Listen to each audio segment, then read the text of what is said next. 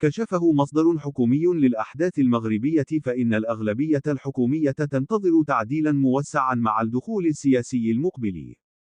ودون الكشف عن تفاصيل كثيرة في الموضوع، اعتبر مصدر الجريدة أن التعديل ضرورة سياسية، مؤكدا أن سيناريو التعديل الأول الذي سيطال حكومة عزيز أخنوش ينتظر الحصول على تأشيرة ملكية. ومن بين المعطيات التي كشفها المتحدث نفسه الذي تحفظ عن كشف هويته لقراء الجريدة، أن التعديل المنتظر سيكون موسعا من حيث الأسماء التي ستلتحق بالتركيبة الحكومية خلال ما تبقى من الولاية، أو من حيث التغييرات التي ستطال الهندسة الحكومية نفسها.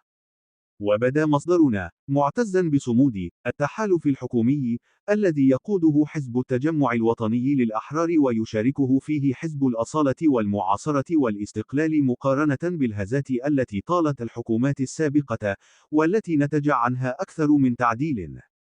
ويعتبر المتحدث نفسه أن التعديل الحكومي بات ضرورة سياسية لخلق نفس جديد وسط التحالف الحكومي، خاصة في ظل الطموح غير المعبر عنه باستمرار هذا التحالف لولاية ثانية.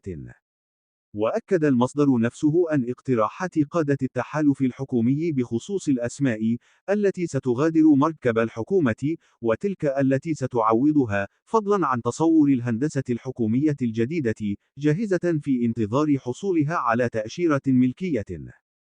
وتناسلت الشائعات حول التعديل الحكومي دون أن يتحقق على أرض الواقع، رغم أن العديد من المصادر داخل الأغلبية الحكومية كانت قد أكدت الأمر، بما في ذلك المقترحات الأولية بهذا التعديل، والتي أكدت أن هناك تفكيرا ليس فقط في تغيير الوجوه أي التركيبة بل أيضا مقترحات أخرى من قبيل تغيير على مستوى الهندسة، مع التشديد على أن قادة التحالف الحكومي متفقون على عدم نجاح دمج بعض القطاعات. لكن المؤكد، حسب كل المعطيات، أن مكونات التحالف الحكومي ستحافظ على نفس الجينات، وهو ما يعني الاحتفاظ بنفس التركيبة المكونة من الأحزاب الثلاثة: التجمع الوطني للأحرار، الأصالة والمعاصرة الاستقلال.